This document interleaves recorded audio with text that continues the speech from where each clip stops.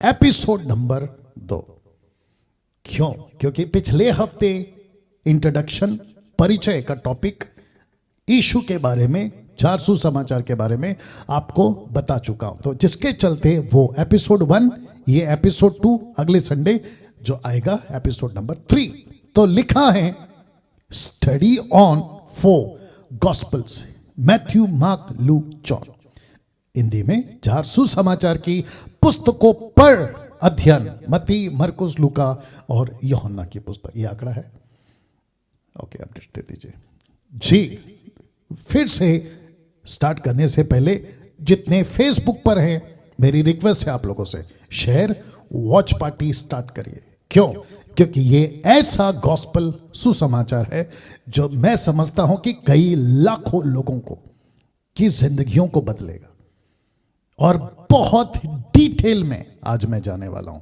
वापस कहता हूं कि फर्स्ट टाइम, पहली बार भारत के अंदर मसीह समाज के लिए, मसीह की दह के लिए, यह व्यक्ति मसीह मंथन के प्लेटफॉर्म से चारसू समाचार की पुस्तकों पर बारीकी से अध्ययन देते हुए आपके बीच में प्रति रविवार, एवरी संडे आता रहूंगा। तो लिखा है, क्या आपकी दिलचस्पी इस चारसू समाचार की पुस्तकों को सीखने में है? Question mark. या अगर है तो फिर कह देता हूं, आप जितने मसीह लोग हैं, किसी भी देश, राष्ट्र से, विदेश से, बहुत मजा आएगा। जिस पुस्तक को अभी तक, मैं गलत भी हो सकता हूं, जिस पुस्तक को अभी तक आपको छूने मात्र से डर लगता था, यार 4 किताबें, मत्ती को कैसे पढ़ूं, मरकुस को कैसे पढ़ूं, लूका को कैसे पढ़ूं, यूहन्ना की किताब को कैसे पढ़ूं, तकलीफ होती थी, या आपको लगता था उबासी आ रही है, थक जाते थे, नींद आ जाती थी, इस एपिसोड को और आगे की भी जैसे जैसे आप देखते सुनते जाओगे, डंके की चोट पे कहता हूं, आपका सोच, आपका अभी का नजरिया 4 किताबों को लेकर बदल जाएगा। ये डंके की चोट पे कह रहा हूं, गारंटी के साथ में, क्योंकि मैं खुद 30 साल से, और अभी जब इसकी अध्ययन पे घुसा हूं, तो एक एक चीज, बारीकी चीज मुझे खुद ब्लेस करी है, मुझे खुद मेरी आत्मा को उन्नति दी है। तो सोच के देखिए, अगर इसने मुझे इतना ब्लेस किया है, उन्नति करी है, तो आपका क्यों नहीं करेगा? तो फिर से कहता हूं कि किसी भी कोने से मेरा कोई भाई बहन, लड़का लड़की, यूथ, बुजुर्ग अगर देख रहा है, आपका स्वागत करता हूं, वेलकम करता हूं इस 4 पुस्तक की बातों को सीखने के लिए। ना सुसमाचार को ग्रीक भाषा में, या नहीं यूनानी भाषा में, ग्रीक भाषा में क्या कहते हैं, मैं वो रखने जा रहा हूं, क्योंकि सुसमाचार हिंदी शब्द है, गॉस्पेल इंग्लिश शब्द है, लेकिन जब ओरिजिनल मरकुस की किताब लिखी गई थी पहली बार, 4 किताब में से पहला उसको लिखा गया, ऐसे बहुत सारे स्कॉलर्स कहते हैं। मैं इसके ऊपर कोई डंका की चोट पे थप्पा नहीं मार रहा हूं, ठीक है ना, या जो मैं हिस्ट्री पढ़ रहा हूं वही आपको बता रहा हूं। तो सुसमाचार हिंदी शब्द है, गॉस्पेल इंग्लिश शब्द है, लेकिन यूनानी भाषा में इसको कहा गया था यूएंगेलिओन, यूएंगेलिओन। ये यूनानी भाषा, हो सकता है कि मेरा उच्चारण सटीक ना बैठता हो जैसे वो लोग बोलते हैं, लेकिन उसका स्ट्रॉन्ग्स है 2098, जिसका अर्थ आपके बीच में रखने जा रहा हूं, यूएंगेलिओन, यूएंगेलिओन। वाह, बहुत प्रैक्टिस की थी मैंने इसकी, और आप सभी जानते हैं कि हम भारत के लोग हैं, यूनानी, इब्रानी, ये भाषा को सीखने में बरसों लग जाते हैं, बट जो ज़रूरत है वो आपके बीच में रखूंगा। अन्यथा जो लैंग्वेज आपके पास है वो काफ़ी है, हिंदी, मराठी, तेलुगु, तमिल, इंग्लिश, जो भी है वो काफ़ी है। मैं ये नहीं कह रहा हूँ कि ये लैंग्वेज में गड़बड़ है, बिल्कुल नहीं, बट सटीक, क्योंकि स्टडी चल रहा है ना, अध्ययन चल रहा है, इसके लिए कह रहा हूं। तो उसका अर्थ है, यूएंगेलिओन का अर्थ है गुड न्यूज ऑफ, ध्यान दीजिएगा, good news of coming of the messiah. वाह, इस यूएंगेलिओन का अर्थ है good news of coming of the messiah. तो जिस मसीहा का यहूदी, शास्त्री, फरीसी, उस वक्त का राजा हेरोदेस, उस वक्त के जितने भी एम्परायर थे, किंग्स थे, प्रॉफिट्स थे, ज्योतिष थे, जो भी म्यूजिशियंस थे वो सब वेट कर रहे थे कि मसीहा आएगा, मसीहा आएगा, मसीहा आएगा। तो सुसमाचार को, गॉस्पल को ग्रीक भाषा में कहते हैं यूएंगेलियन, जिसका अर्थ है good news of coming of the messiah. But इसका वचन आपके बीच में रख रहा हूं, फिर आगे आऊंगा।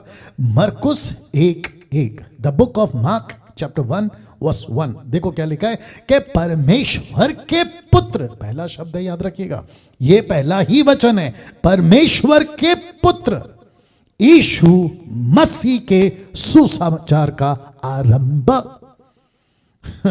इसका मतलब है कि यीशु को यीशु नहीं कहा है, यीशु को यीशु मसीह का है, Jesus Christ, the gospel, the beginning of the gospel of Jesus Christ. क्या बात है दोस्तों। अब जैसे मैंने आपको कहा था कि एक अनुमान के हिसाब से जो मैंने स्टडी करी है हिस्ट्री को ध्यान में रखते हुए, कि मरकुस की पुस्तक 4 सुसमाचारों में पहला है। क्यों? क्योंकि इसमें जियोलॉजी, वंशावली नहीं है, इसमें ज्यादा डिटेल नहीं है। इसको कहते हैं, ये 4 किताबों का ये एक्शन बुक है। एक्शन बुक समझते हैं, टक टक टक टक, मतलब यहां वहां की बातें नहीं, सीधा एक्शन। ओके, तो जिसके चलते, और इस पुस्तक की चैप्टर्स भी बहुत कम है, मतलब सबसे छोटा पुस्तक है compare to other 3 books. Okay, वाह। अब दिक्कत क्या है पास्टर डैनियल, आपने ये बातें क्यों लाई? मैं आपको बताता हूं कि good news of coming of the messiah तो रह क्या गया है। तो फर्स्ट सेंचुरी में कोई भी प्रचारक, पतरस, पौलुस, Stephen, Philip, Andrew, John, Jacob, जो भी थे, फर्स्ट सेंचुरी की कलीसिया में से कोई भी प्रचारक सिर्फ गॉस्पल, सुसमाचार नहीं बोलता था। वो नहीं कहते थे कि हम तुमको सुसमाचार सुनाने आए, वो कहते थे हम तुमको रख रहा हूं यूएंगेलियन करने आए हैं। इसका मतलब क्या है? Good news of coming of the messiah. तो इसका मतलब है कि अब क्या रह गया है पूरे विश्व में? वो रह गया है गॉस्पल, सुसमाचार। तो लिखा है कि वक्त बदलता गया, कल्चर बदलता गया, भाषा बदलती गई, डिनोमिनेशंस आते चले गए, अब तो बस गुड न्यूज ही रह गया। तो कहते हैं कि हम आए आपको गुड न्यूज सुनाने, लेकिन गुड न्यूज का आगे का हिस्सा क्यों नहीं बोलते आप लोग? ये देख लीजिए। तो good news of coming of the messiah, इसका सही ग्रीक वर्ड है यूएंगेलियन। ये है इसका असली मतलब। तो जब हम प्रीच करते हैं आज के तारीख में, और कुछ 10-8 साल पहले मैं भी यही कहता था, गॉस्पल गॉस्पल गॉस्पल, सुसमाचार सुसमाचार सुसमाचार, और अभी मैंने टाइटल भी वही रखा है। अब लेकिन डिटेल में जब हम घुसते हैं तो पता चलता है, ओह ये ऐसा नहीं है। तो इसको कहते हैं कि गुड न्यूज तो है, लेकिन साथ में एक और शब्द है, और वह है द कमिंग ऑफ मसाया, यीशु का आगमन। तो सुसमाचार सुनाते वक्त आपको सिर्फ गुड न्यूज तक नहीं रहना है, उसके आगे जाना है। ओके, तो ये इंपॉर्टेंट था, जिसके चलते ये बातें जितने भी एमएमबी के फॉलोअर्स और जितने मुझे फॉलो करते फेसबुक, यूट्यूब पर, आपको बताता चलूं कि सुसमाचार, सिर्फ सुसमाचार नहीं बोलना है। आप बोलिए, कोई दिक्कत नहीं है, लेकिन उसके साथ आगे का शब्द जोड़िए जो उस वक्त में लोग बोला करते थे कि good news of the coming of Messiah, यीशु का सुसमाचार, अच्छा सुसमाचार, लेकिन मसीहा का आने का सुसमाचार, जिसके चलते ये बातें मैंने आपके बीच में रखी है ना। 4 पुस्तकें 4 अलग अलग एंगल से लिखा गया है, सबको अपना अपना एंगल दिया हुआ है। तो जिसने जैसा उस वक्त में समझा, याद रखो, एक एक पुस्तक, चारों पुस्तक, मत्ती, मरकुस, लूका, यूहन्ना, यीशु के कम से कम 20 साल बाद लोगों ने लिखा है। मैं आपको उसका प्रूफ भी दूंगा लूका के एंगल से, ठीक है ना। तो आप जब पुस्तक पढ़ते हैं, खास करके 4 पुस्तकें पढ़ते हैं, तो आपके दिमाग में यह बात रखो कि ये चारों पुस्तकें 4 अलग अलग एंगल से लिखी गई है। तो जब मत्ती लिख रहा था तो मरकुस बगल में नहीं बैठा था, मरकुस जब लिख रहा था तो मत्ती बगल में नहीं बैठा था, और वैसे में लूका और यूहन्ना, ये अलग देश, अलग हिस्सा, उसको नहीं पता मरकुस क्या लिख रहा है, मरकुस को नहीं पता मती क्या लिख रहा है, वैसे ही लूका और योना। तो ये आपके लिए रखना था। बट एक एक करके सबका अध्ययन होगा, एक एक करके सबका अध्ययन होगा। तो चारों सुसमाचार के पुस्तकों को हम एक साथ अध्ययन करेंगे, लेकिन अलग अलग हिस्सों में।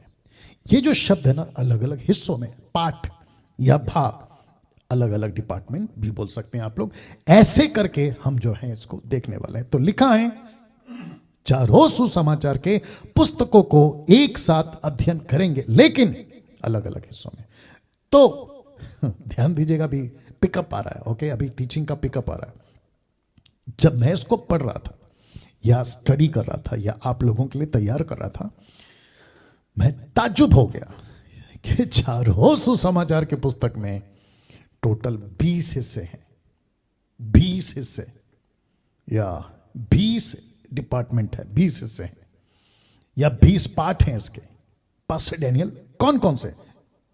जहां जरूरत होगी मैं स्पीड जाऊंगा, जहां जरूरत होगी मैं होल्ड पे बात करूंगा, मतलब धीमी बात करूंगा, ठहराव के साथ बात करूंगा, ठीक है ना।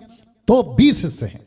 सबसे पहला यीशु की वंशावली का हिस्सा, दूसरा यीशु के जन्म का हिस्सा, तीसरा यूहन्ना बपतिस्मा देने वाले का हिस्सा, चौथा यीशु के बपतिस्मा का हिस्सा, पांचवा यीशु की परीक्षा का हिस्सा, छठवां यीशु के घोषणा करने का हिस्सा, पब्लिक मिनिस्ट्री जिसको कहते हैं, घोषणा करना, प्रोक्लेमिंग द गॉस्पेल, ओके, ये हो गया। सातवां यीशु के चेलों को बुलाने का हिस्सा, यीशु ने कहा मेरे पीछे चले आओ, फॉलो मी, आपको याद आ गया होगा, ठीक है ना। तो उसका आठवां यीशु का पहाड़ी उपदेश का हिस्सा, नौवां यीशु के चमत्कारों का हिस्सा। तो ऐसे एक एक सेक्शन या डिपार्टमेंट या पार्ट भाग हमने रखा हुआ है और एक एक करके जाएंगे, डोंट वरी।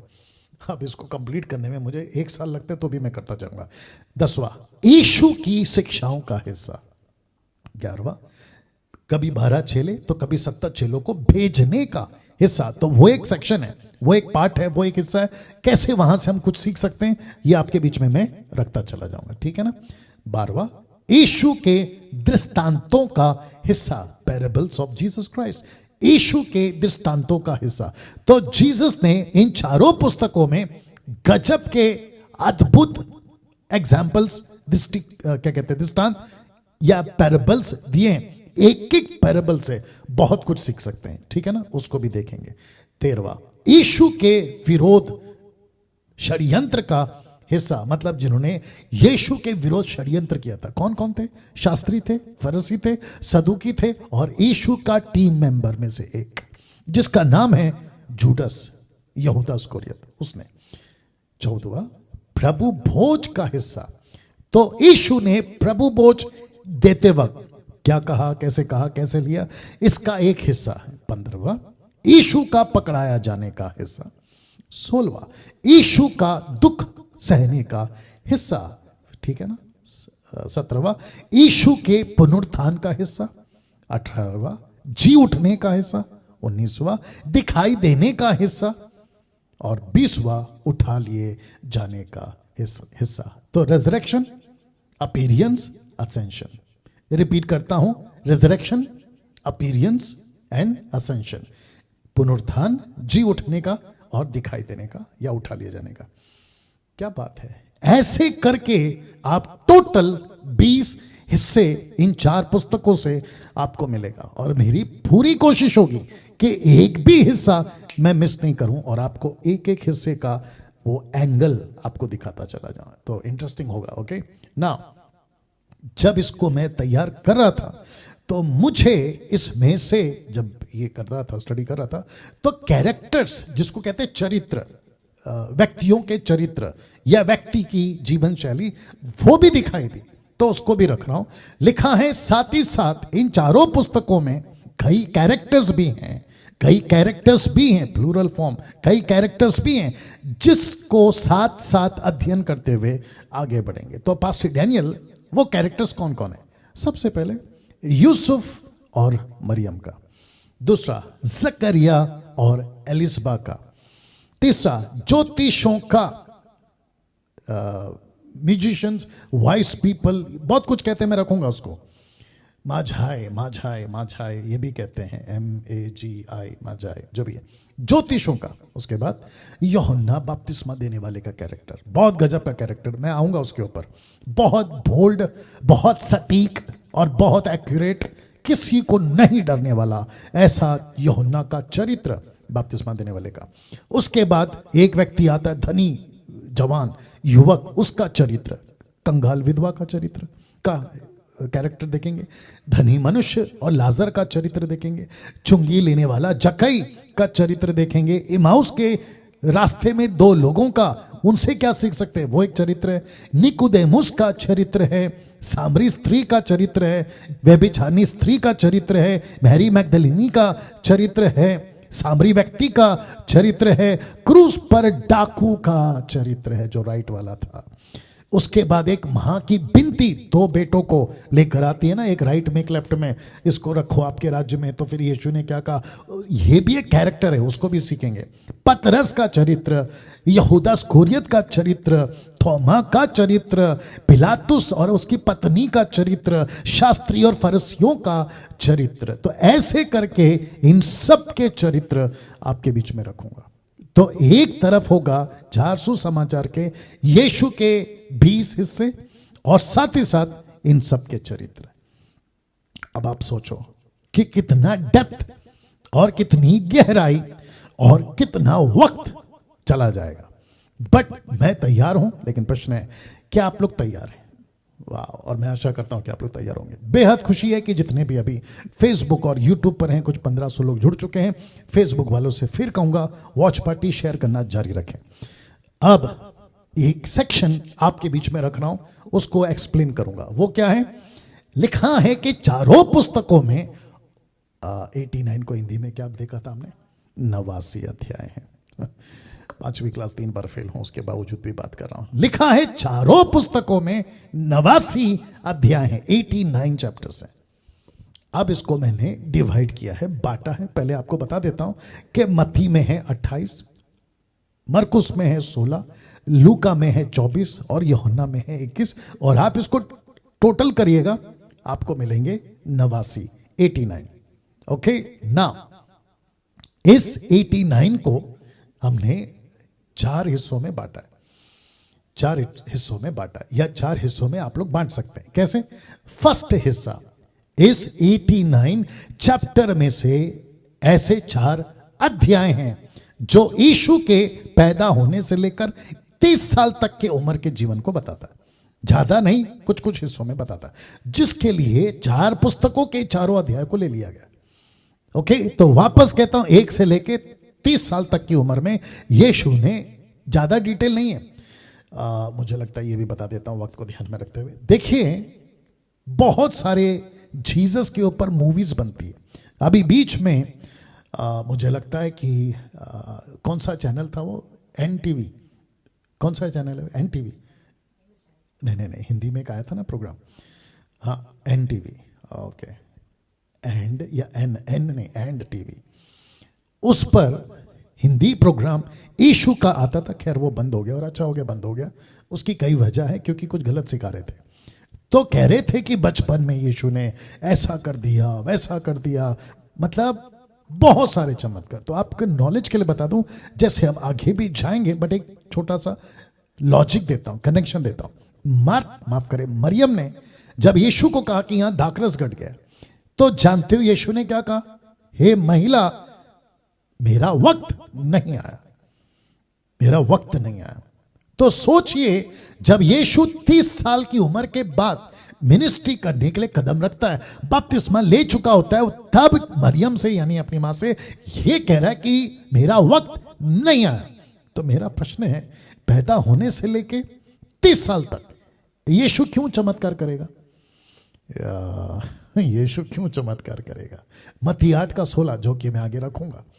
यीशु जब चमत्कार कर रहे थे, एक के बाद एक मुर्दे या दुष्ट आत्मा, अद्भुत काम, तो कहता है मत्ती लिखने वाला, ये चमत्कार यीशु अब इसलिए कर रहा है ताकि भविष्यवक्ताओं की बातें पूरी हो जाए।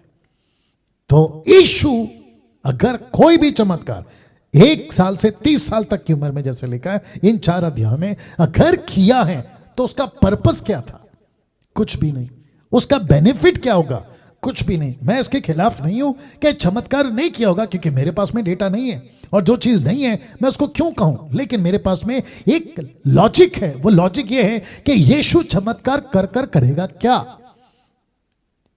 वापस कहता हूं, चमत्कार तब, चमत्कार अब होते हैं और आगे भी होते रहेंगे, लेकिन हर चमत्कार के पीछे, यीशु के हर कार्य के पीछे, यीशु के हर सुपरनैचुरल एक्टिविटीज के पीछे एक पर्पस होता है, और वो पर्पस होता है कि उसका राज्य बढ़े और उसको महिमा मिले।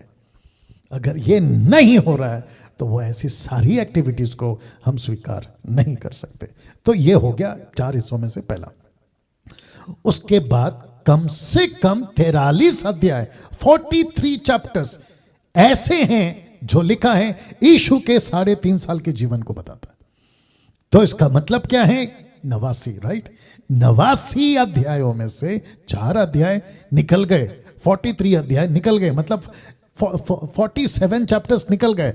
अब आ रहा है ये तीसरा हिस्सा, कम से कम 29 अध्याय यीशु के बारे में, जिसको कहते हैं फसह का सप्ताह, पास ओवर वीक, फसह का सप्ताह, जहां यीशु टीचिंग दे रहे हैं, जहां यीशु चेलों से बात कर रहे हैं, जहां यीशु मसीह बहुत सारी बातों को रख रहे हैं। तो उसके पीछे ये चारों पुस्तकों ने मिलकर जो चैप्टर लिखे हैं ना, वो 29 चैप्टर लिख दिए।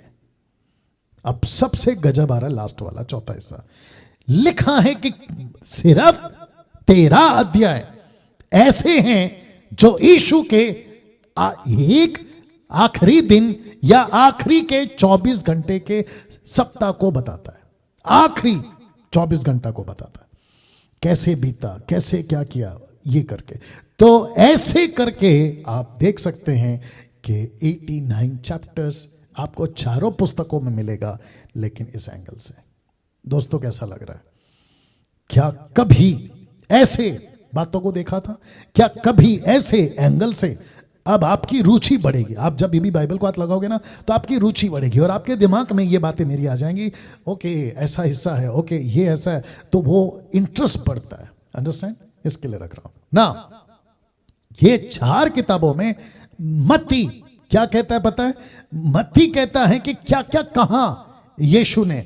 मरकुस कहता है कि क्या क्या किया यीशु ने। लूका कहता है कि उसने क्या महसूस किया।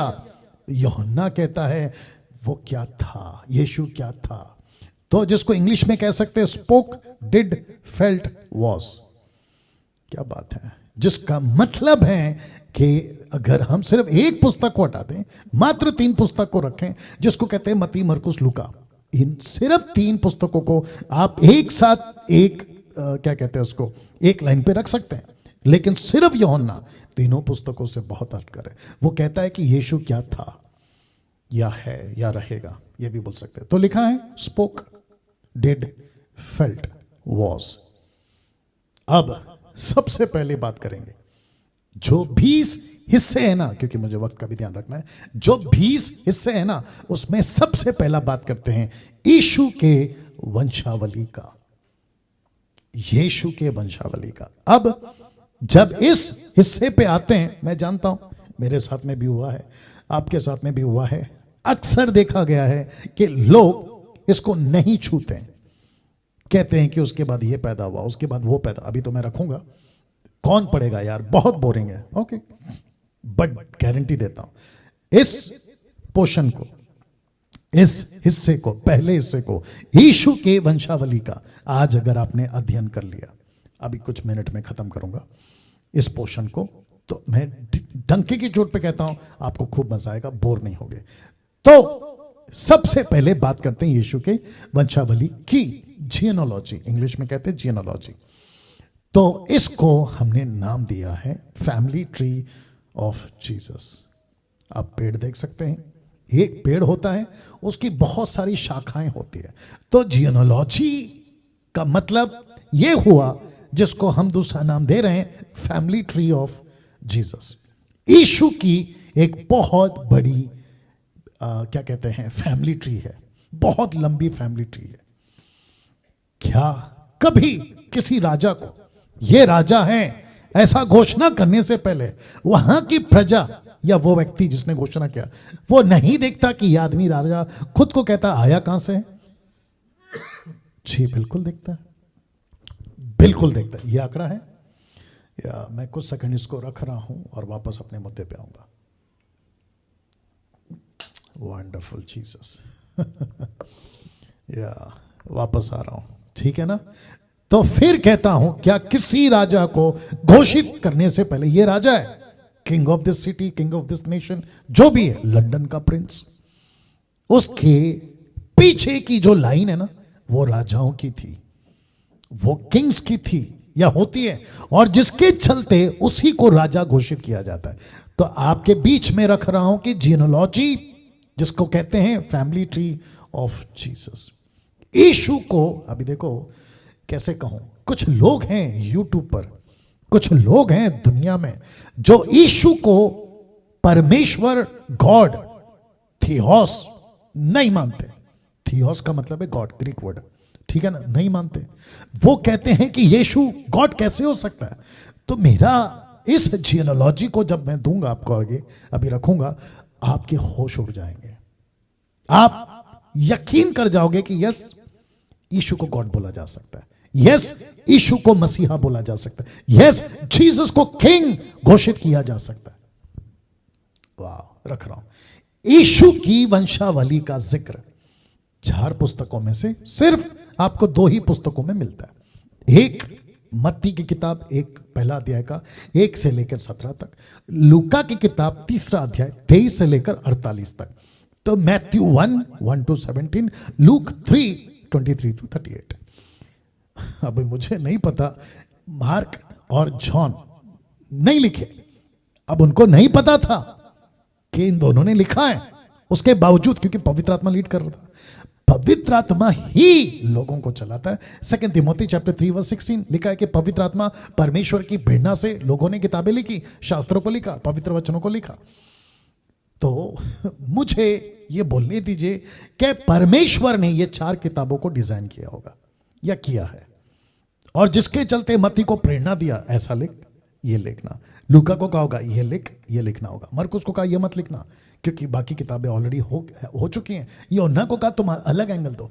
तो वापस से आते हैं कि यीशु की वंशावली का जिक्र आपको सिर्फ 2 ही पुस्तकों में मिलता है, मत्ती और लूका में, ठीक है ना। ना, मत्ती कहता है 42 फैमिली लाइन है, फैमिली लाइन, या 42 है, 42। लूक कहता है 75 लाइन है। अब आपको पता चल रहा है कि मत्ती 42, लूक 75, ये अंतर क्यों, और ऐसा क्यों इतना ज्यादा आ गया? तो जिसके चलते मुझको और आपको सबसे पहले मत्ती का एंगल पकड़ना होगा। तो आइए पकड़ते हैं। इब्राहिम की संतान, मत्ती का 1 पढ़ रहा हूं मैं, ये मैथ्यू 1:1। इब्राहिम की संतान, दाऊद की संतान, यीशु मसीह की वंशावली। ओके, तो इसमें कौन है? पहला अब्राहम, फिर कौन है? दाऊद, फिर कौन है? यीशु। तो 3 आ गए, ठीक है ना। आपको रखूंगा ना। इब्राहिम से इसहाक उत्पन्न हुआ, इसहाक से याकूब उत्पन्न हुआ, याकूब से यहूदा उसके भाई उत्पन्न हुए, यहूदा से फिरीस, यहूदा और तमार से जोरा उत्पन्न हुए, फिरीस से हिस्रोन उत्पन्न हुआ, हिस्रोन से अराम उत्पन्न हुआ, अमीनादाब उत्पन्न हुआ। मैं शॉर्ट इसलिए कर रहा हूं क्योंकि जिसको मैंने रेड से स्पॉट किया है उसको ध्यान रखिएगा। नहशोन से सलमोन उत्पन्न हुआ, सलमोन से बोआज, बोआज से ओबेद, और ओबेद से येशे यानी कि दाऊद का पिता, और येशे से दाऊद राजा उत्पन्न हुआ। ओके, तो ये हो गया पहला 14। ओके, अब दूसरा 14 मैं रखूंगा, वचन 7। दाऊद से सुलेमान उस स्त्री से उत्पन्न हुआ जो पहले उरिया की पत्नी थी। आप सभी जानते हैं बत्शीबा की बात हो रही है। सुलेमान से रहबाम उत्पन्न हुआ, रहबाम से अबिया उत्पन्न हुआ, अबिया से आसा उत्पन्न हुआ, आसा से योशाफात उत्पन्न हुआ, योशाफात से योराम उत्पन्न हुआ, योराम से उजिया उत्पन्न हुआ, उजिया से योताम उत्पन्न हुआ, योताम से आहाज उत्पन्न हुआ, आहाज से हिजकिया उत्पन्न हुआ, हिजकिया से मनशे उत्पन्न हुआ, मनशे से ओमोन उत्पन्न हुआ, अमोन से योशिया उत्पन्न हुआ, माफ करें, और बंदी होकर बाबुल के जाने के समय में योशिया से युकुन्या उसके भाई उत्पन्न हुए। तो ये हो गया एक और 14। अब आप समझ गए या? तो 20 14 14 28। अब बात करते हैं तीसरे 14 की। लिखा है वचन 12, बंदी होकर बाबुल पहुंचा जाने के बाद युकुन्या से शल्तियेल उत्पन्न हुआ। मैंने उसको ब्लैक से स्पॉट इसलिए किया है ताकि आपको हाईलाइट कर सकूं और गिनती करवा दूं। और लिखा है शल्तियेल से जरुब्बाबेल उत्पन्न हुआ, जरुब्बाबेल से अबीहूद उत्पन्न हुआ, और अबीहूद से एलियाकीम उत्पन्न हुआ, और एलियाकीम से औजार उत्पन्न हुआ, औजार से सदोक उत्पन्न हुआ, सदोक से अखीम उत्पन्न हुआ, अखीम से एलीहूद उत्पन्न हुआ, एलीहूद से एलियाजर उत्पन्न हुआ, एलियाजर से मत्तान उत्पन्न हुआ, मत्तान से याकूब उत्पन्न हुआ, और याकूब से यूसुफ उत्पन्न हुआ जो मरियम का पति था, जिससे यीशु जो मसीह कहलाता है उत्पन्न हुआ।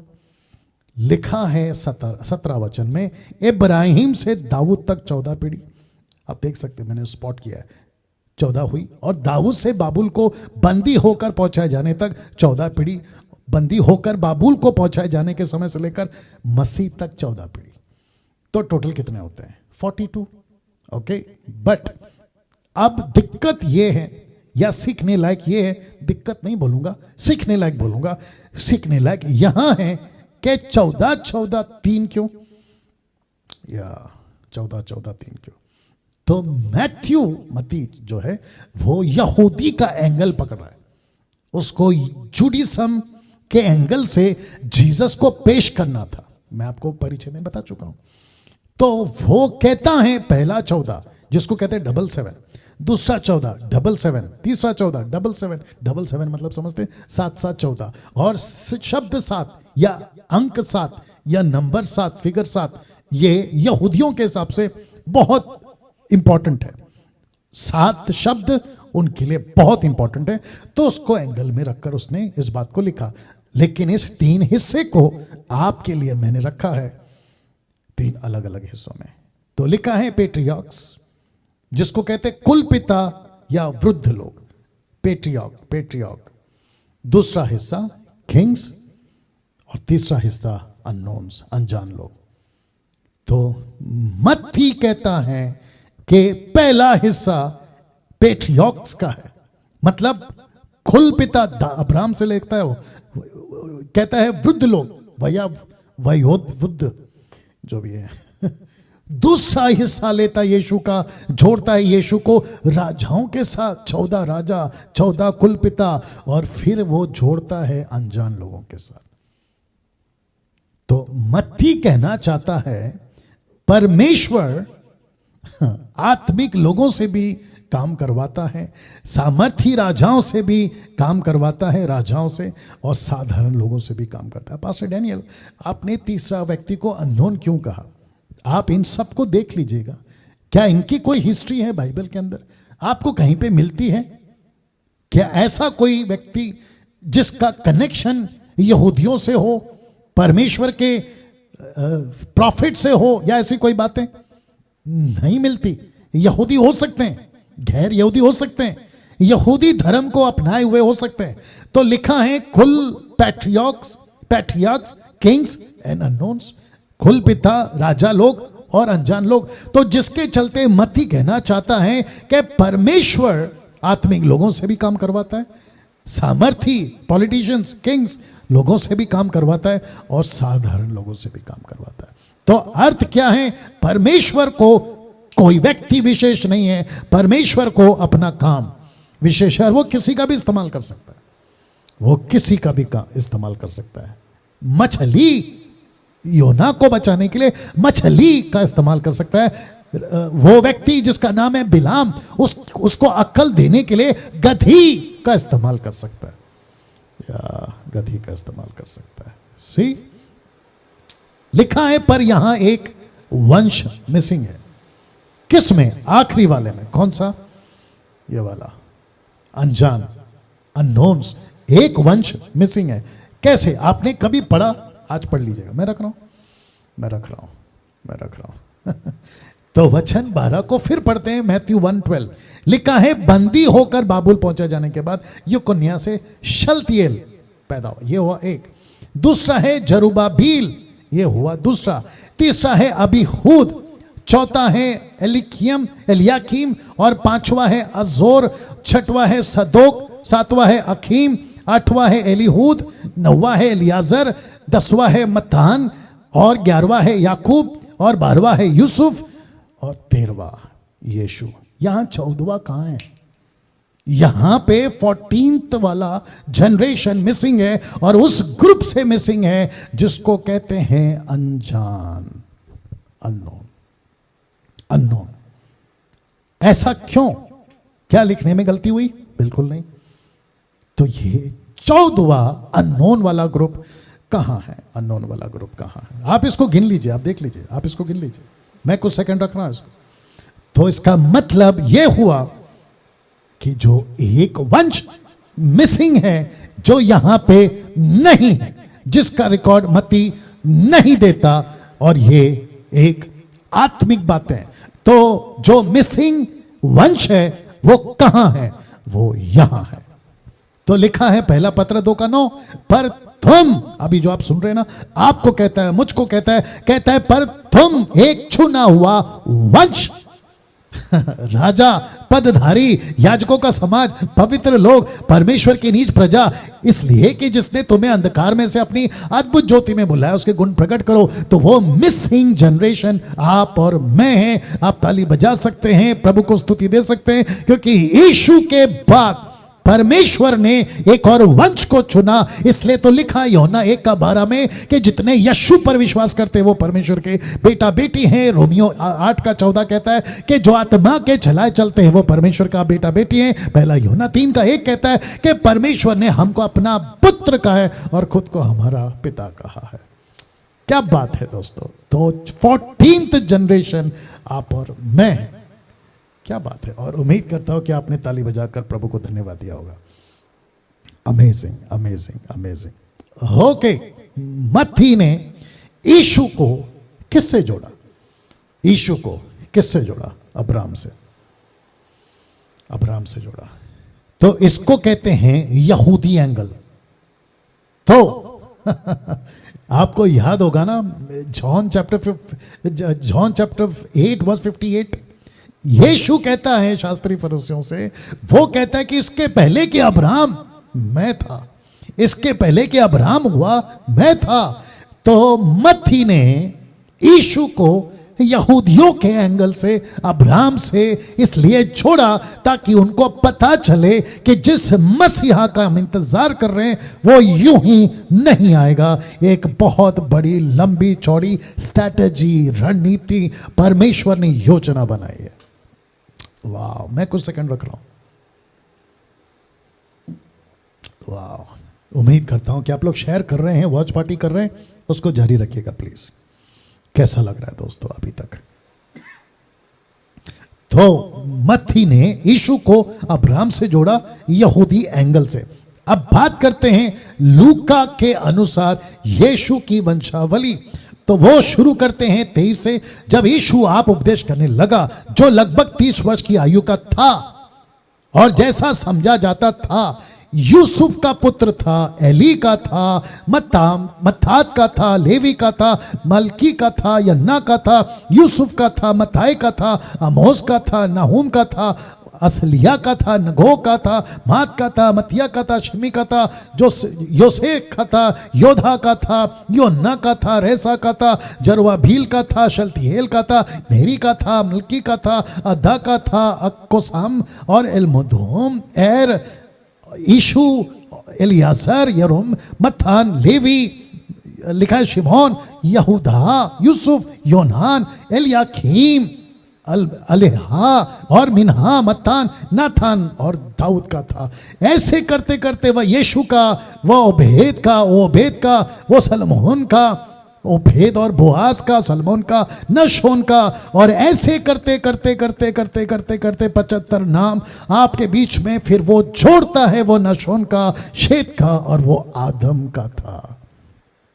तो मत्ती आदम के पास नहीं गया, लेकिन लूक आदम के पास गया। मैं बताता हूं क्यों। और फिर उसका अंत करता है, वो कहता है कि और वह परमेश्वर का था, क्योंकि स्वर्गदूत ने कहा कि मरियम के पेट में जो बच्चा है वो परमेश्वर का कहलाएगा, ऑलमाइटी गॉड का। तो ये आपको दे दिया। तो ये 75 हैं, 75। स्टीफन जब अपना प्रचार कर रहा था एक्ट चैप्टर 7 वर्स 14 में, तो उसने खुद कहा उनके लोगों को, कहता है कि तब यूसुफ ने अपने पिता याकूब और अपने सारे कुटुंब को, जो 75 व्यक्ति थे, 75, 75, तो लूक ने यीशु को आदम से जोड़ा। तो ये कौन सा एंगल है? मनुष्य का। तो लूक की पुस्तक पढ़ते वक्त आपको क्या मिलेगा? मनुष्य का पुत्र, मनुष्य का पुत्र, मनुष्य का पुत्र, ऐसे ही आपको दिखेगा। मत्ती को क्या कहता है? मत्ती कहता है कि अब्राहम का पुत्र, दाऊद का पुत्र, यहूदी एंगल दिया। ये आपको समझ आ गया होगा। वाह। अब प्रश्न उठता है, दो वंशावली क्यों? प्रश्न उठता है कि दो वंशावली क्यों? ऐसा दो वंशावली क्यों? तो आपके बीच में जो मैंने स्टडी किया है वो एंगल दे रहा हूं। तो मत्ती ने जो कनेक्शन दिया वो मरियम का दिया, और कहता है मरियम के हक को बताता है, और जिसको कहते हैं सही खून का रिश्ता, राइट ब्लड, या फिर ब्लड लाइन, सही खून का रिश्ता। क्योंकि यीशु को एक ऐसी स्त्री चाहिए थी, जिसको मैं थोड़ा सा डिटेल में जाऊं या अलग शब्दों में बोलूं, तो यीशु को एक ऐसी कोख, पेट चाहिए था जिसका खून पवित्र हो, जिसका खून का रिश्ता सही हो, और वो वंशज से आना चाहिए, वो यहूदी के एंगल से आना चाहिए। वो परमेश्वर ने जो वंशज को रखा था, वादे किए थे, उनको पता था मसीह आएगा, मसीह आएगा। उस कनेक्शन को मरियम ने पूरा किया। लूक को पूछा तो लूक कहता है यूसुफ का हक। लूक कहता ना ये यूसुफ का, तो यूसुफ का हक को बताता। क्यों? क्योंकि मरियम को सपोर्ट करने के लिए सही पति का, सही पत्नी का रिश्ता, पति का रिश्ता आना चाहिए ना यहाँ पे। एनीवे, सही खून का रिश्ता, सही पति का रिश्ता। ये पति करना है, उसको बाद में याद रखिएगा। पति का रिश्ता बाद में क्यों, अभी कर देते हैं। एक सेकंड दीजिए। पति पति पति ऐसे ही आएगा शायद। ओके, एक सेकंड दीजिए। या गॉट इट। सही पति का रिश्ता, पति ठीक है, हाँ ठीक है। तो सही पति का रिश्ता। तो मत्ती कहता है सही खून का रिश्ता, लूका कहता है सही पति का रिश्ता, सही पति का रिश्ता। तो दो वंशावली क्यों? क्योंकि यूसुफ को स्वर्गदूत कहता है, क्या कहता है देखो, उसकी तो सिर्फ मंगनी हुई थी, मैं रखूंगा, तू अपनी पत्नी मरियम को अपने यहां ले आने से मत डर, जबकि उसकी शादी नहीं हुई, मैं रखूंगा। लेकिन उसको कहता है तू अपनी पत्नी को, तो सही पति चाहिए था। मैं इसके ऊपर बहुत बात कर सकता हूं। आजकल लोग कहते हैं कि मेरे को लड़के से शादी करना है। प्रश्न उठता है लड़का कहां का है, अविश्वासी या विश्वासी?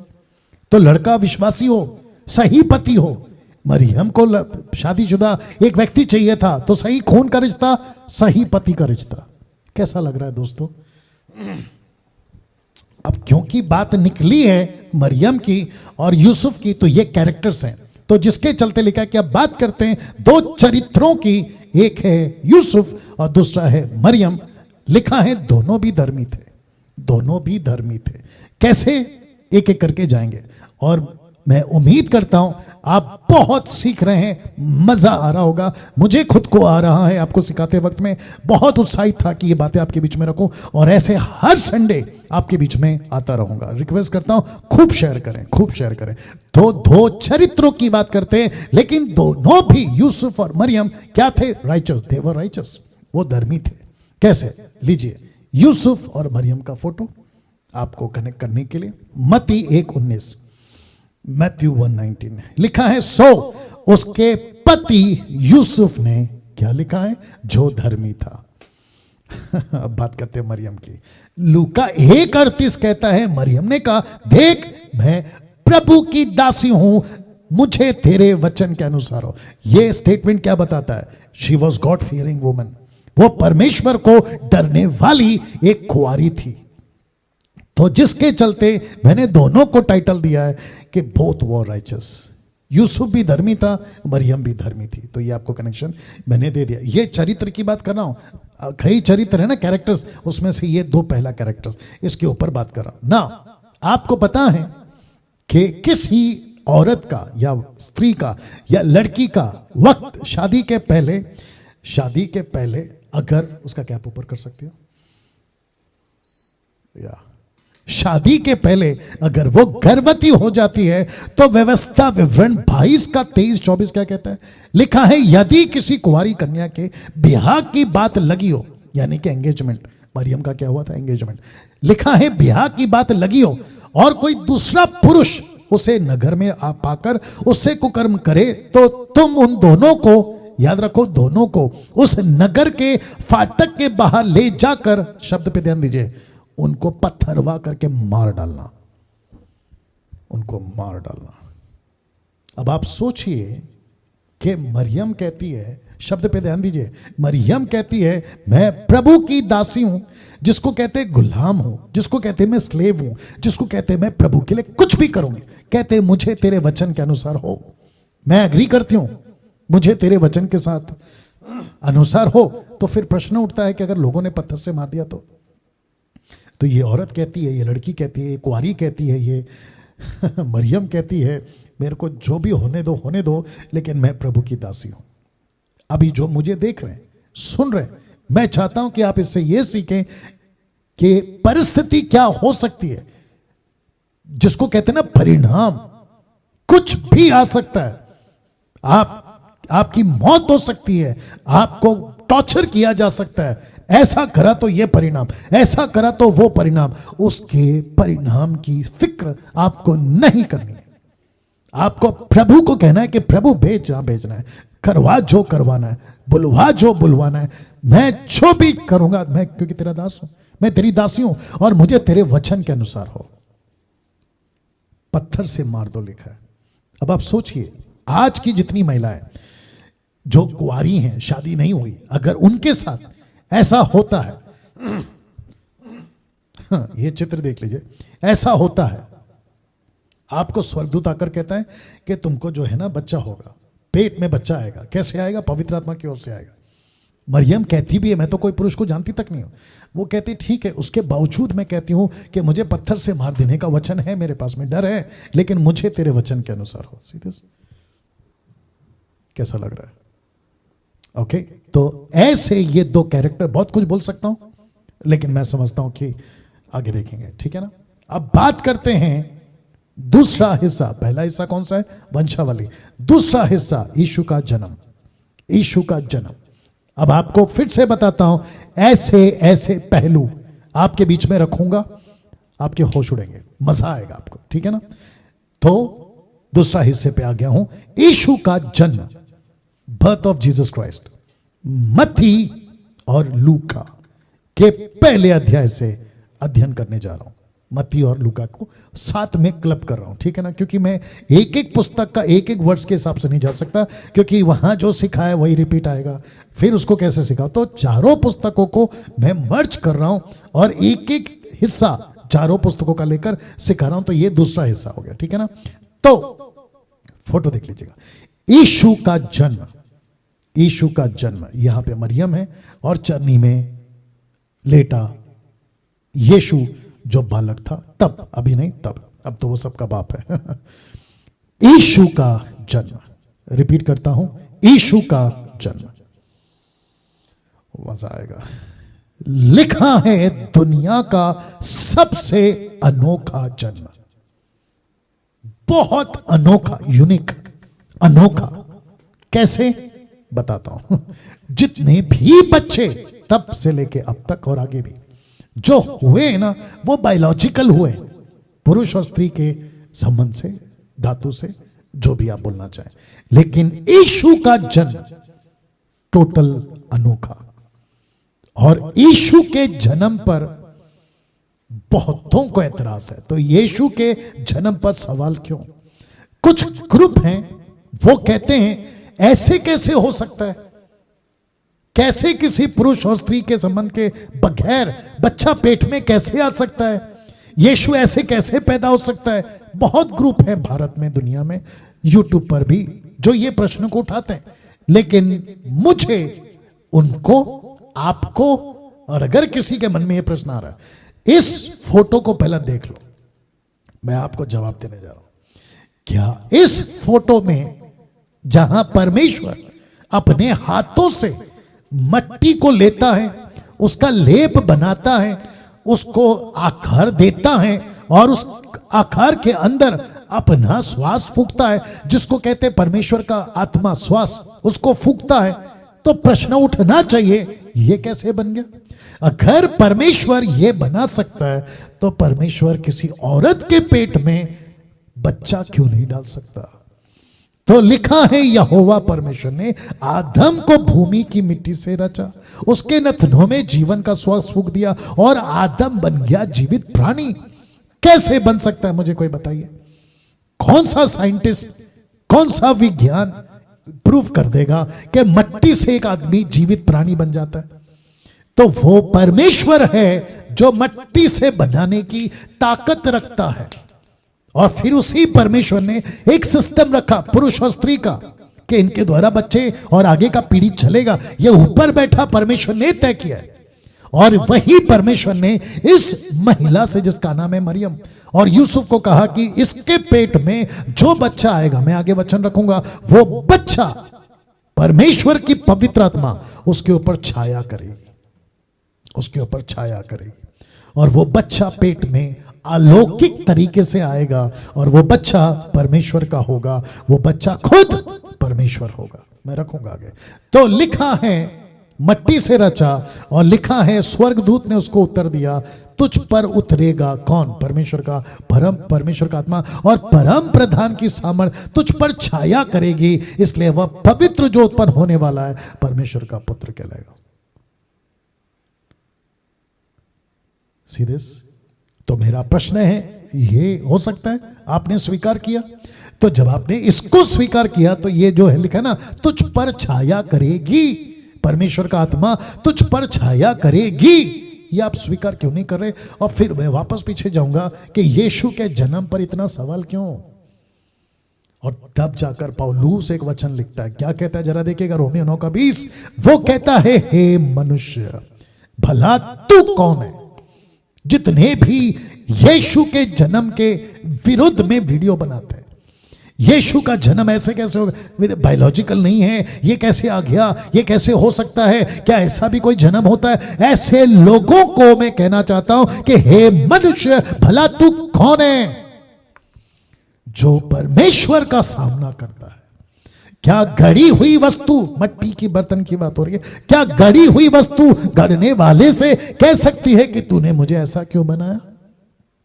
तो परमेश्वर कहता है, मेरी मर्जी, मैंने इस आदम को मट्टी से बनाया और मरियम के पेट में मैंने पवित्र आत्मा के द्वारा इस मसीहा को इसके पेट में डाला। अब इसका कनेक्शन बहुत था, जब मैं इसको स्लाइड को रेडी कर रहा था इसका कनेक्शन बहुत था। एक दे देता हूं, मैंने नहीं रखा है लेकिन अभी दे देता हूं। वो कनेक्शन क्या है साहब? मां के पेट से जो बच्चे निकलते थे ना, वो पापी निकलते थे, मां के पेट से पापी निकलते थे। तो यीशु ने कहा ठीक है, मैं उसी पेट से निकलूंगा और एक ऐसा युग लाऊंगा जिसको कहते हैं धर्मी बच्चे। और यही तो कहा ना निकोदेमुस से कि आत्मा और पानी से तू जन्म लेगा, उसी को कहते हैं नया जन्म, जिसको कहते हैं बॉर्न अगेन। निकोदेमुस कहता है ये कैसे हो सकता है, क्या मां के पेट में कोई जा सकता है? तो यीशु गया। क्या बात है, यीशु गया। यीशु कहता है यही तो मैं समझा रहा हूं, क्योंकि मैं वहां की बातें कर रहा हूं तो यहां की बातें कर रहा है। आत्मिक जन आत्मा की बातें समझेगा, शारीरिक लोग नहीं, शारीरिक लोग नहीं। ये बाहर के लकड़ी पत्थर सांप हाथी कुत्ता बिल्ली को पूजने वाले नहीं समझ सकते, ये परमेश्वर की आत्मा को पाए हुए लोग ही समझ सकते हैं। तो जिसके चलते मैंने ये वचन रखा है कि हे मनुष्य, भला तू कौन है जो परमेश्वर का सामना करता है?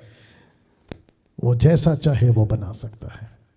अब बात करते हैं यीशु की, वक्त को ध्यान में रखते हुए। यीशु, जीसस, आप हिंदी में यीशु बुलाते हैं, इंग्लिश में जीसस बुलाते हैं, लेकिन ग्रीक भाषा में, यूनानी भाषा में यीशु को जब स्वर्गदूत ने मरियम से बात करी तो यूनानी भाषा में बात करी। ओल्ड टेस्टमेंट 2 लैंग्वेज में लिखा गया, एक है इब्रानी हिब्रू, दूसरा है अरामिक, ठीक है ना। लेकिन न्यू टेस्टमेंट ग्रीक भाषा में, और जिसके चलते स्वर्गदूत के मुंह से मरियम के लिए यीशु, जीसस, आप यीशु बुलाओ कोई दिक्कत नहीं है, जीसस बुलाओ कोई दिक्कत नहीं है, मैं खुद कह रहा हूं कोई दिक्कत नहीं है, इससे कोई फर्क नहीं पड़ता, ठीक है ना। कैसे बताऊं, व्यक्ति की पहचान, बाहर लोग कहते हैं और आप भी जानते हैं, व्यक्ति की पहचान नाम से नहीं काम से। उसका काम बोलता है, नाम नहीं काम बोलता है, और काम से उसका नाम बनता है। तो जीसस एक नाम देना था, यीशु एक नाम देना था, लेकिन ग्रीक में नाम था एसूस। स्ट्रॉन्ग है 2424, एसूस, ये ग्रीक लैंग्वेज था। और स्वर्गदूत गैब्रियल ने मरियम से कहा कि जिस बच्चे को तुम पैदा करोगे उसको तुम एसूस बुलाना। यीशु, जीसस, एसूस, हिब्रू में यशुआ, मेरे को उससे भी कोई दिक्कत नहीं है, मुझे कोई दिक्कत नहीं है। यीशु बुलाओ कोई दिक्कत नहीं है, जीसस बुलाओ कोई दिक्कत नहीं। विचित्र प्राणी मर गया, वो यूट्यूब पे वीडियो बनाकर मर गया है, नाम नहीं लूंगा। वो कहता है जे वॉक वो कहता है जे, एक ऐसा पश्चिम देश में एक ऐसा सिस्टम है जे वॉक। जे वॉक का मतलब है कैसे भी चलो तुम्हारी मर्जी, उसको कहते हैं जे वॉक। आप सड़क पे चल रहे हो कैसे भी चलो, जे वॉक। तो ये जो जे है ना, GESUS, JESUS, माफ करें, तो ये जो जे है ना, इसको कुछ लोगों ने मजाक में कहा जे वॉक। एक सेकंड दीजिए।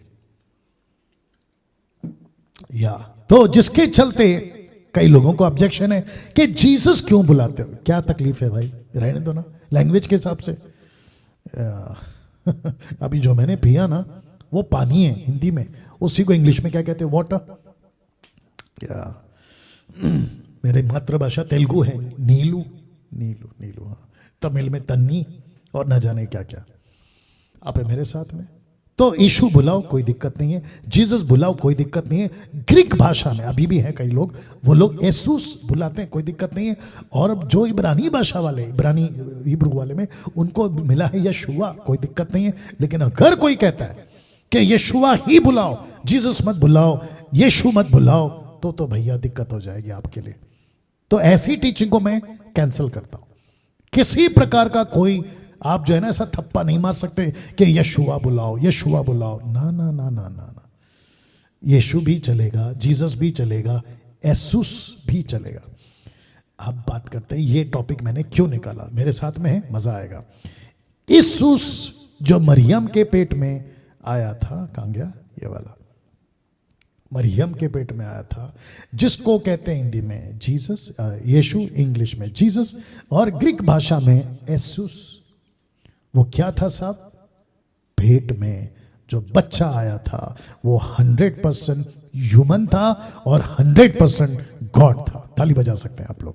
रिपीट करता हूं कि यीशु 100% मनुष्य था और 100% वो गॉड था, थियोस। इसलिए तो लिखा है ना, आदि में वचन था, वचन परमेश्वर के साथ में था। पास्टर डैनियल, क्या आपके पास कोई वचन है? अभी दे देता हूं। फिलिपियो 2 का 6 से 7 तक में, फिलिपियन चैप्टर 2 वर्स 6 to 7, देखो क्या लिखा है। जिसने परमेश्वर के स्वरूप में होकर भी, परमेश्वर के स्वरूप में होकर भी परमेश्वर के तुल्य होने को अपने वश में रखने की वस्तु ना समझा, वरन अपने आप को ऐसा शून्य कर दिया और दास का स्वरूप धारण किया, मनुष्य की समानता में हो गया। अगर मनुष्य था तो मनुष्य की समानता में क्यों आएगा? परमेश्वर था, इसलिए लिखा है कि परमेश्वर का स्वरूप में होकर भी, यही तो बात कह रहा हूं। तो जीसस 100% ह्यूमन था और 100% गॉड था। पास्टर डैनियल, क्या आपके पास में क्रॉस रेफरेंसेस हैं? ऑफ कोर्स है। पहला तिमोथी 3:16, फर्स्ट तिमोथी चैप्टर 3:16, क्या लिखा देखो, इसमें संदेह नहीं कि भक्ति का भेद गंभीर है, अर्थात वो जो शरीर में प्रकट हुआ, आत्मा में धर्मी ठहरा, स्वर्गदूतों को दिखाई दिया, अन्य जातियों में उसका प्रचार हुआ, जगत में उस पर विश्वास किया गया और महिमा में ऊपर उठाया गया। और इसी का ट्रांसलेशन कहता है, and without controversy great is the mystery of godliness, God was manifest in the flesh. क्या बात है। Justify in the spirit, seen of angels, preach unto the gentiles, believed on in the world, receive up unto glory. क्या बात है दोस्तों, God was manifest in the flesh. क्या और reference है? ऑफ कोर्स है। पहला यूहन्ना 1:18, द बुक ऑफ जॉन 1:18, परमेश्वर को किसी ने कभी नहीं देखा, नहीं देखा। पौलुस कहता, माफ करे, मूसा कहता मैं देखना चाहता हूं, परमेश्वर कहता मर जाएगा, मेरी पीठ देख ले। परमेश्वर को कभी किसी ने नहीं देखा। एक लौता पुत्र, ब्रैकेट में यीशु, जो पिता की गोद में है, उसी ने उसे प्रकट किया। ऐसा नहीं लिखा है उसी ने देखा, बल्कि यीशु ने परमेश्वर कैसा होता है उसको प्रकट किया।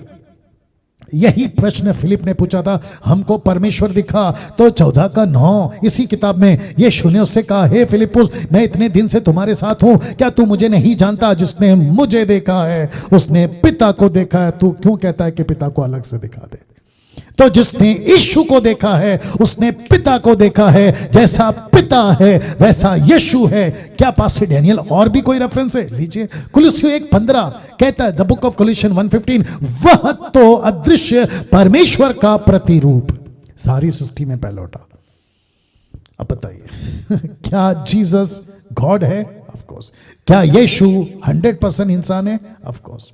तो मरियम के पेट में कौन आया? शून्य बनकर मसीहा, शून्य बनकर मसीहा। मैं आगे आऊंगा। और यीशु का जन्म का मकसद समझना होगा। ऐसा क्यों पास्टर डैनियल? यीशु परमेश्वर का प्रतिरूप, 100% मनुष्य, 100% गॉड, मरियम के पेट से जन्म लेने का, तो उसका मकसद समझना होगा। और मकसद है ये, वह तेरे सिर को कुचल डालेगा।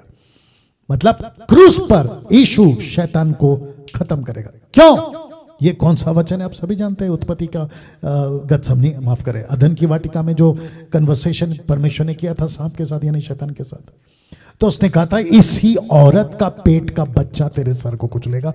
सर को कुचलने का मतलब है कि तेरी रणनीति, तेरी स्ट्रैटेजी, तू जो दुनिया को फंसाता है वो तेरे सर को कुचल डालेगा। He will destroy your strategy. वाह। एक वचन रख रहा हूं, कनेक्शन देखिए, 2 कोरिन्थियों 5:19, 2 कोरिन्थियन 5:19, अर्थात परमेश्वर ने मसीह में होकर, याद रखो, मसीह में, द अनॉइंटेड वन में, क्राइस्ट में, अभिषेकित में होकर अपने साथ संसार का मेल मिलाप कर लिया और उनके अपराधों का, आदम के अपराधों का दोष उन पर नहीं लगाया, नहीं लगाया। मसीहा क्या है? एक टाइटल। मसीहा एक टाइटल है। मैं आपको बताता हूं क्यों। और इसी टाइटल के साथ यीशु आए थे। ग्रीक नेम क्रिस्तोस, स्ट्रॉन्ग है 5547, क्रिस्तोस एक मसीहा का टाइटल।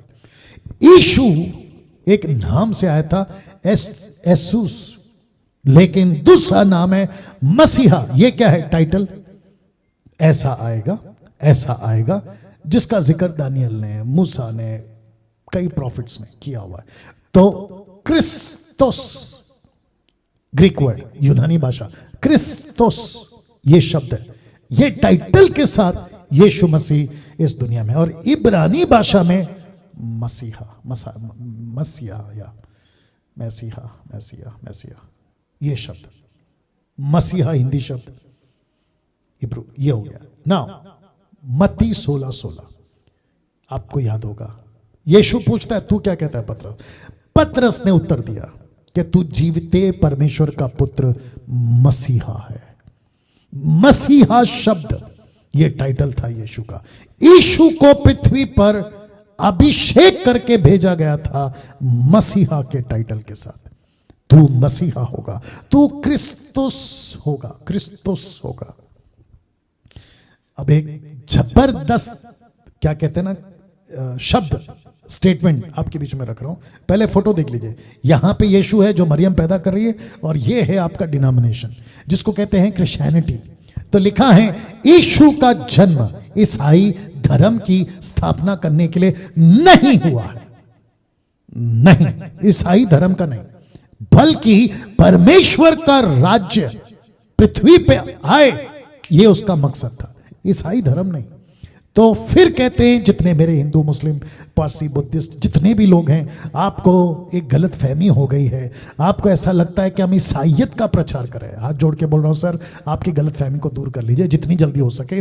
डैनियल राज, कम से कम मैं, जो आप लोग मुझे देख रहे हैं, हम ईसाई धर्म को प्रचार नहीं कर रहे, क्योंकि जीसस ने खुद भी ईसाई धर्म की स्थापना करने के लिए वो नहीं आया, नहीं आया। तो क्यों आया, रखने जा रहा हूं। लूका 2:11, दाऊद के नगर में तुम्हारे लिए एक उद्धारकर्ता जन्मा है और यही मसीह प्रभु है। देख लीजिए, मसीह। स्वर्गदूत ने गडरियों को, ये कौन से गडरिए हैं? ये वो गडरिए हैं, और ये वो भेड़ बकरी जिनका बलि होता है ना, अलग से किया जाता है, ये उनके चरवाते।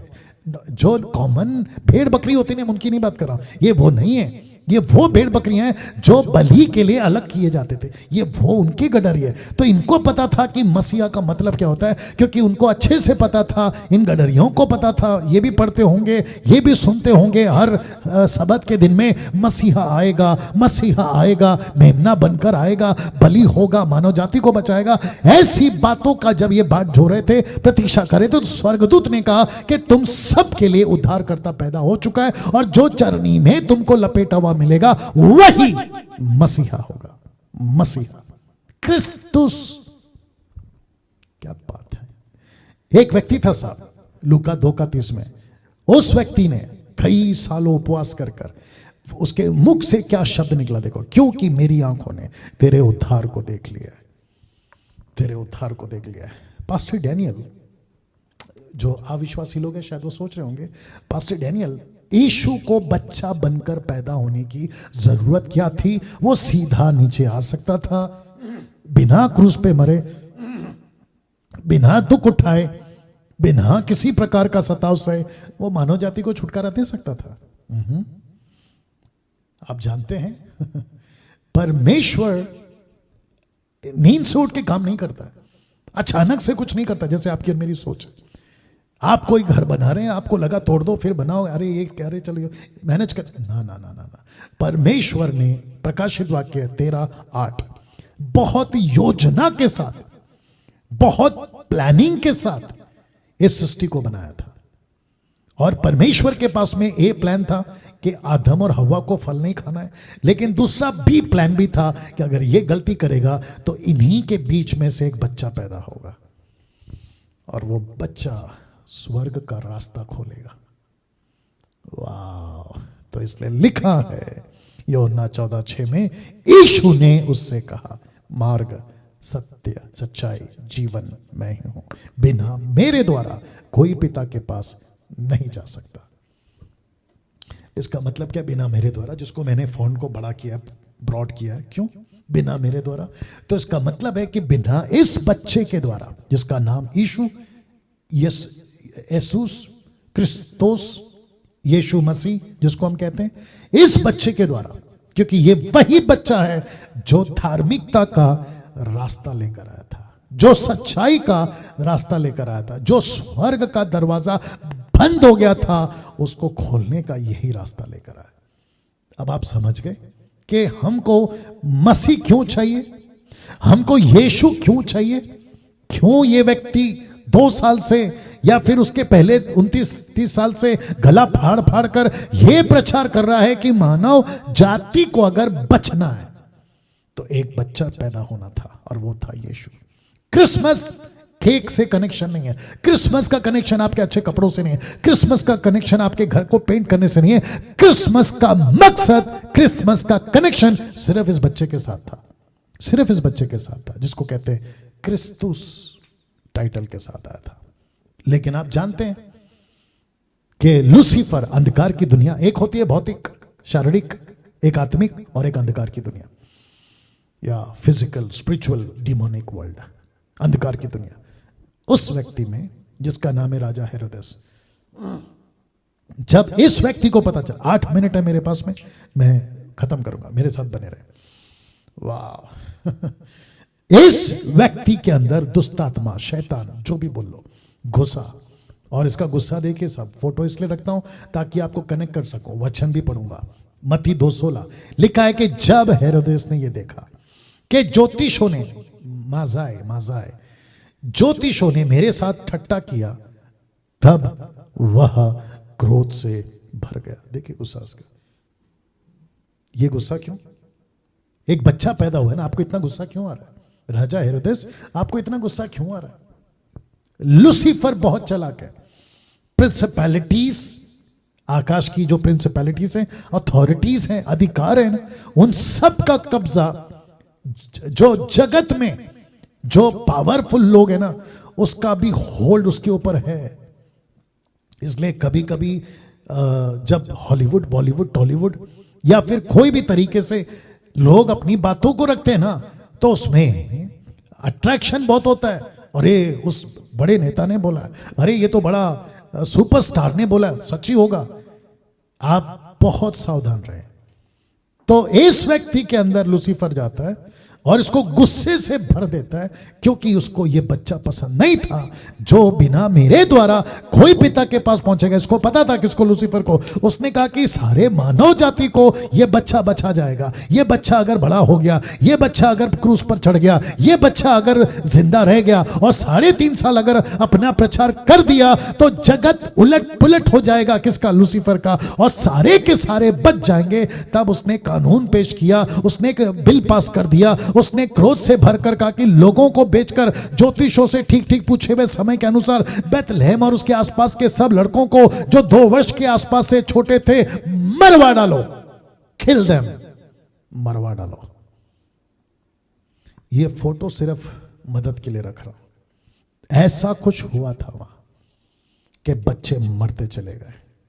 तो मत्ती 2:13 उनके चले जाने के बाद देखो, प्रभु के एक स्वर्गदूत ने स्वप्न में यूसुफ को दिखाई देकर कहा, उठ, बालक को और उसकी माता को लेकर, बालक को और उसकी माता को लेकर सीरियस, मिस्र देश को भाग जा, भाग जा, बच्चे को लेकर भाग जा। मैंने इसको लाल में क्यों रखा है मैं आपको बताता हूं, ठीक है ना। परमेश्वर, आप इतने पावरफुल हैं, बच्चे को बचा लीजिए ना। आप कुछ अलौकिक चीज करके बचा लीजिए ना। नहीं, बच्चा क्या बनकर आया था? शून्य। मैं रखूंगा टोटल 0, 100% इंसान। तो वही हो रहा है जो योजना में था। जब तक मैं तुझसे ना कहूं तब तक वहीं रहना, क्योंकि हेरोदेस इस बालक को ढूंढने पर है कि उसे मरवा डाले। हेरोदेस नहीं, लूसीफर मरवा डालना चाह रहा। यीशु के जन्म को 2 लोगों ने रिकॉर्ड किया था, मत्ती जो यहूदी था, लूका जो गैर यहूदी था। तो इन दोनों ने इसको रिकॉर्ड किया। मैं वक्त का ख्याल रखूंगा। पहले यहूदी मत्ती के अनुसार या नजरिए से कि उसने कैसे लिखा, उसको जल्दी से देख लेते हैं। वचन 18, अब यीशु का जन्म इस प्रकार हुआ कि जब उसकी माता मरियम की मंगनी यीशु के साथ हो गई, तो उनके इकट्ठे होने से पहले वह पवित्र आत्मा की ओर से गर्भवती पाई गई। पवित्र आत्मा की ओर से। वचन 19, उसके पति यूसुफ ने, जो धर्मी था, पति यूसुफ जो धर्मी था, उसे बदनाम करना नहीं चाहता था, उसे चुपके से त्यागने की मनसा की। जब वह उन बातों को सोच ही में था, तो प्रभु का स्वर्गदूत उसे स्वप्न में दिखाई देकर कहने लगा कि हे यूसुफ, दाऊद के संतान, तो अपनी पत्नी मरियम को अपने यहां ले आने से मत डर, क्योंकि जो उसके गर्भ में वो पवित्र आत्मा की ओर से है। 21, वह पुत्र जनेगी, तो उसका नाम यीशु रखना,